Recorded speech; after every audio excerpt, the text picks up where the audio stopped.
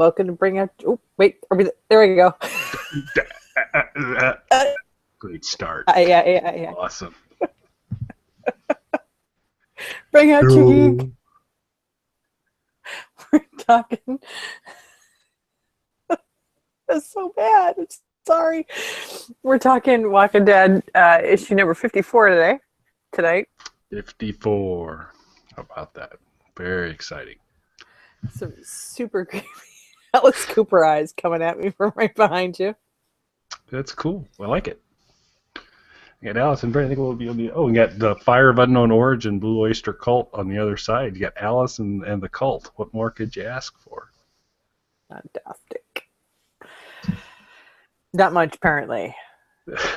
Yeah, that's all you're getting. So I'm just used to like the egg and all your sort of like geek paraphernalia back there. So mixed it up. Just trying to, something different for today.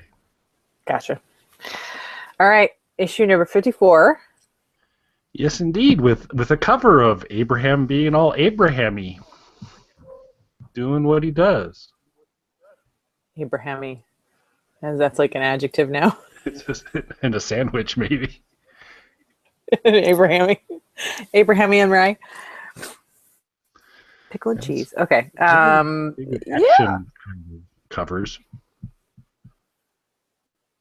We haven't had one of those in a while, actually, so that's good. I think somebody's like really doing some serious damage to zombies on a cover, which I think we needed. We haven't had something like that in a while, so.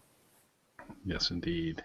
And so that big start, lots of action, going to be killing zombies, and we immediately get Eugene, blah, blah, blah, human genome, blah, blah. Starting classified. Classified, blah, blah. Kind of still looking kind of icky. And upgraded, I don't know if is it an upgrade or not when you go from Mr. from last one to Stranger this time. Well, I'll tell you, Stranger. That's another term I don't use often. Yeah, he's not super eloquent in any form. I mean, whether it's the comic or television, but I think they're trying to make him look more sinister. There's a lot more shadows across his face in this one as he's techno-babbling away. Yeah. And he goes on and talks about the herd. And Andrea comes down, and she's still a little caffeinated. Well, I also have to say, because there was some discussion about, well, what's a herd? I think it's fairly self-explanatory. I've never heard that word before. I mean, they've certainly dealt with mobs of walkers, and the fact that they're like, "Ooh, what's that?" Just seemed a little, I don't know, just seemed like another excuse to have Eugene talk. Yes. Yeah. More than anything else. That's a great point, and I didn't. While I regretted the whole lengthy herd coverage. It had not dawned on me to go. They're asking him to explain a term that they probably should already just have familiarity with. Oh, herd. Yeah. I think someone told me there were a herd of guinea pigs outside my house. I think I know what they were saying. I bet you that means that there's a lot of guinea pigs outside my house. There aren't, by the way, for those of you listening at home. That'd be a fun noise to listen to all day, though. It would be. Like that little squeak. A guinea pig master. Just kind of this army of guinea pigs. That would be great. That's what you should make your tagline for the next show. Guinea pig master. Guinea pig master. Horrible band name. Yeah, it is. All right. So Andre does decide to come down. She's still got her shotgun. She's a little caffeinated, still amped. Yes, he is. And then she's the butt of a joke from Abraham when he takes the gun and pretty much shoves it into her base. Well, yeah, she points her rifle at Eugene and is basically like, I have no reason to believe what you're saying. I mean, it's sort of the gist of it, and Abraham gets a little defensive, shall we say? Yeah, he does see the equivalent with the gun to her face of like, you kind of saying, "Hey, what's that on your shirt?" And you look down, and they kind of hit you in the nose. He did that, but with the butt of a rifle. So it's a different effect. Yeah. And then he begins. It does go off, actually. Does it? Because cow is the noise. I thought he fired it though. I thought he took it and then he fired it. I know he does. He did. That's what I said. It goes off. Yeah, he fires it. Yeah. It's sort of up in the air. He's squatting. It's a weird thing. I don't. Yeah. He's getting a workout in. He's got to keep toned. But he's got bad form though, I have to say. Yes, there's the exchange and the gun goes off, and then he starts to go, well, since the handicapped fella asked so nice, which was a nice. He's kind of full of a lot. There's actually I kind of kept track of them throughout there. He had a lot of nicknames going this particular issue. Yeah. Starting with the handicapped fella. Fires a shot and explains what's going to happen, which to me is like a really bad demonstration. I just don't think it's a good idea. Right. Refers to Andrea as Miss Death Threat, which was nice. Does. Which is, of all the things he could have called her, it's probably not so bad. Yeah, it's better than Scarface from the last she's got that giant scar. He does a lot of talking though. He's got two or three solid pages? Almost close to 4 solid pages. Explaining how a crowd forms, which was fascinating. Chat. Yeah. Yeah. I don't know if they showed Kung Fu Panda preview when you went to go see Star Wars Force Awakens. Yes. There's Poe going chee chee chat chat chat. It's like all I could think of the whole time because he just kept talking and talking and talking. Just never ended. And then he talks about how Eugene's the guy. He's got all the information, and again we get it's classified from Eugene. And then actually I was wrong. Yeah. It's this issue where Scarface comes up. He does explain how come he thinks Eugene is very smart. I think you should expound upon that because his proof points. I'm fairly certain that, like, I don't know, 4th or 5th grade science fair ought to cover either of the things that he mentions. I'm just saying. Go ahead. It was that was exactly what I thought. It was like he can make a compass by rubbing a needle. He's smart. He closes the matches before he strikes them. He's smart. Got a headache. He can push on it. Poke you in the head and it's all better. So, I mean, that wouldn't have won me over. I thought actually in the television series they did a slightly better job, although sometimes you wondered if he was just blowing smoke. But he was kind of talking about making a battery at one point in time with copper and whatever else using batteries, silly putty, whatever. But he had the idea. So. Right. Yeah, I think it was still sort of school science fair talk, but it was a little bit better than that was. That's bad. It's awful. You're following him because he made a compass with a needle. This is what won you over because there.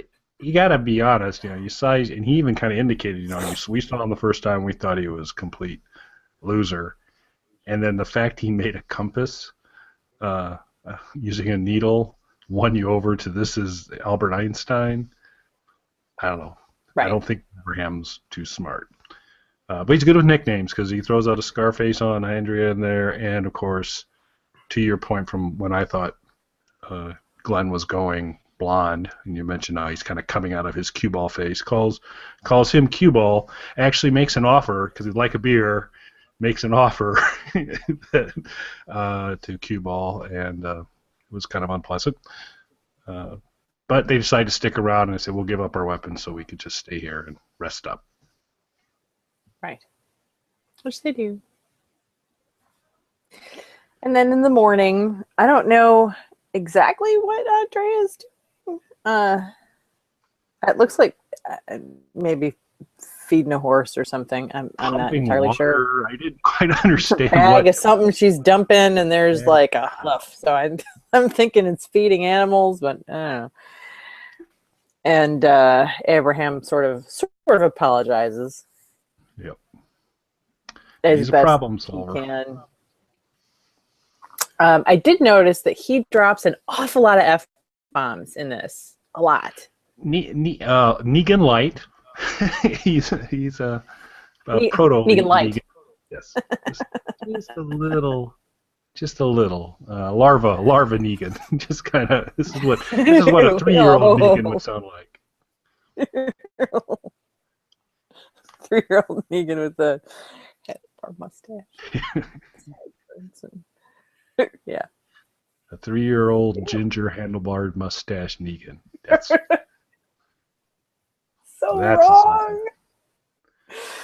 But it is something. Yeah. He hates being right because his little gunshot, and I guess it took all night for the arrivals, but sure enough, sure as they describe, some walkers start showing up, and Abraham says, "Don't you dare fire that gun! I got this," and pulls out a pitchfork, and says, "I'll take care of this." And we learn that Rourke, W-R-O-K-K, is the pitchfork sound.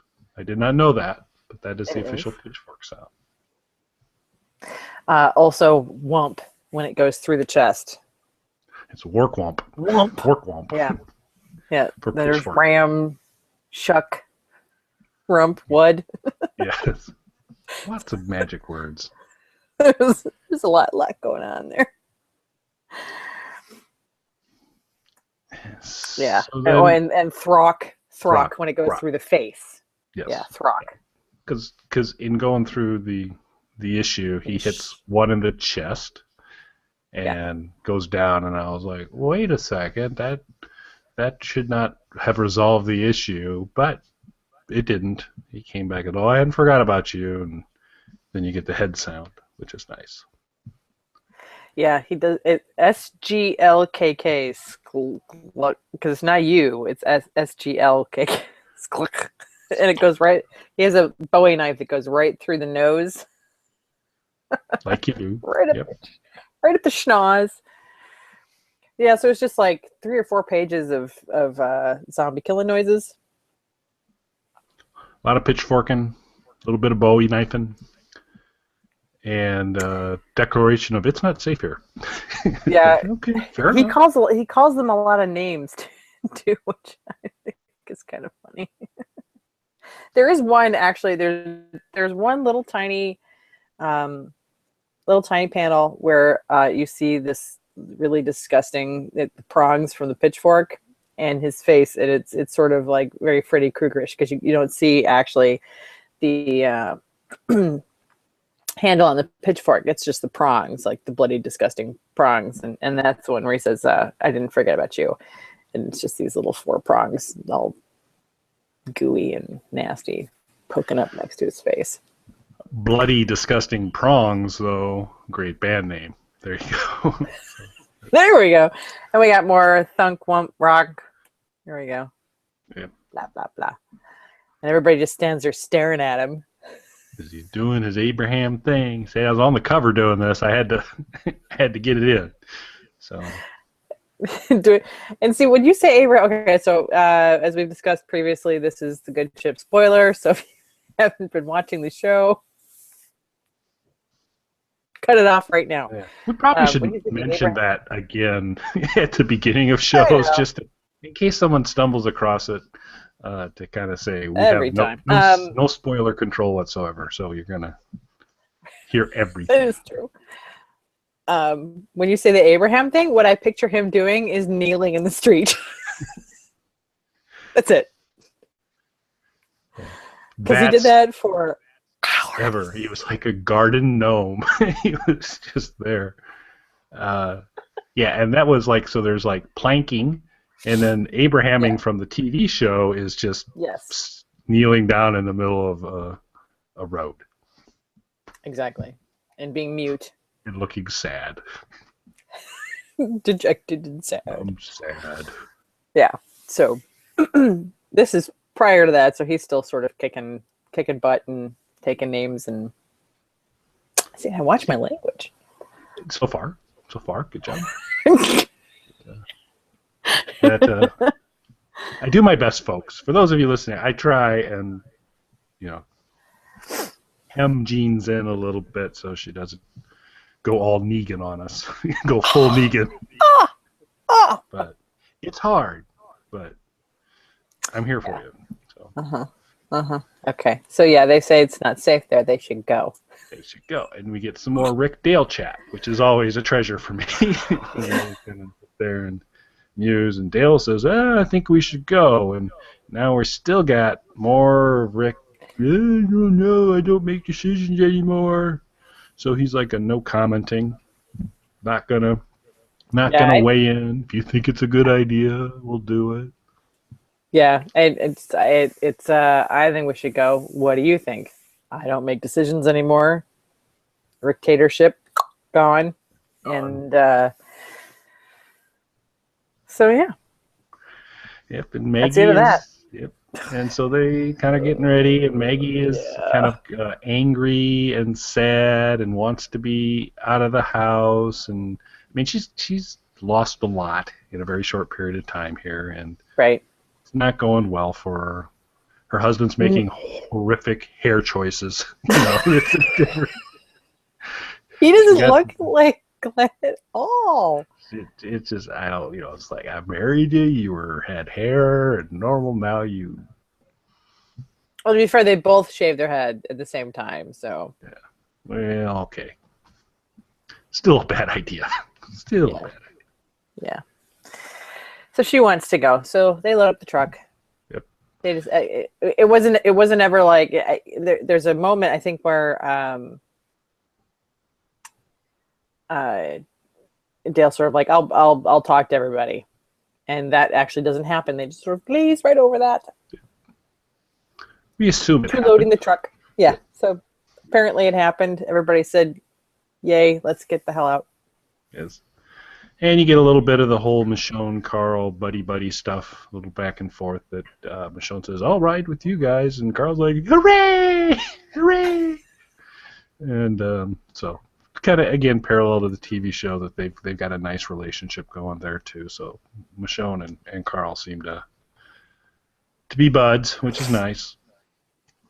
And then, of course, because Carl's having a moment of happiness and joy and a friend, Rick wants to destroy it. So he's, "Hey, Carl, come here. Come here." Got something. Probably think you're safe, don't you? You're never safe. Yeah.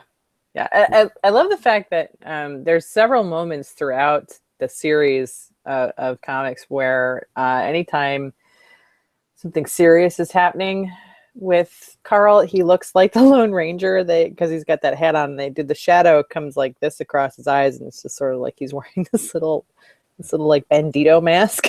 Yes. All of a sudden. Yeah. Which unless he swallowed a flashlight and somehow it made its way to the back of his head. I don't think physically it's possible that the eyes would glow. If that shadow was there, I don't think we'd see these two incredibly bright white eyes poking out at us, unless he's an alien or something, which could be. Or a cat. Could be a big twist there. Highly reflective Corneas. There's your title. There's your title for this this highly reflective Corneas. All right, Carl. Took us all the way. Carl's highly reflective Corneas. Yeah. So you're not safe, and the car and a truck and two horses head out of Herschel's farm. Yeah. Significantly sooner than they did in the television show, where we had like a whole season there. Yeah. So a fun one. It was good. Like, we got a lot of your Abraham and Eugene development. Rosita, pretty much a non-entity this particular issue. She says something to Abraham. It's very brief, sort of like, all right, what's with you? Kind of calm down. And that's really the extent of her entire. And I mean, it is sort of in the middle of Abraham's chitty chat. It just goes on and on and on and on. I was waiting for something. Hang on a second here. I want to kneel down to finish the rest of this. And he just sits down there. And then this happened, and I was sad. But no. I need a kneeling ginger gnome. I do. I have. I tell you so I don't know if what was the name of the in airline when you fly on a plane, there's a magazine in there, and there used to always be a company that had Sharper Image. Yeah, Sky Mall or Sharper Image. Okay. I think Sky Mall would be great. I would love it if Sky Mall would have the kneeling Abraham gnome that you could buy and put in your yard. That would be so awesome. It'd be like $5,000. Yeah, that's true. They do have they have a variety of zombie ones, like the hand shooting up or something like that, or something partially crawling out. But I think a kneeling Abraham garden or bird feed or bird bath would be nice. Abraham bird bath is kind of put it on top of his flat top, and we'd be all set. It's just wrong. It'd be nice. It'd sell big money. Kneeling Maybe I can Abraham cast that out of aluminum once I get my foundry going. That'll be nice. Yeah, I'm sure. No, I still think there should be kneeling Abraham traffic cones. That would be great. That would be pretty awesome. There's a lot of kneeling Abraham utilizations. Bird baths, traffic cones, just general garden decoration. Good thing. Yep. On that happy note, is there anything else we need to add? I know there's one thing we need to add. If you've watched this and enjoyed it, please subscribe to Gene's YouTube channel so that you will be notified anytime new episodes come out. It'd be very cool if you did. I remembered. We always forget. We're so bad with that. I don't think there's anything else. Nope, I'm good. No, keep it short. Yep. Thanks for listening, everybody. Hope to catch you again soon. All right. Good night.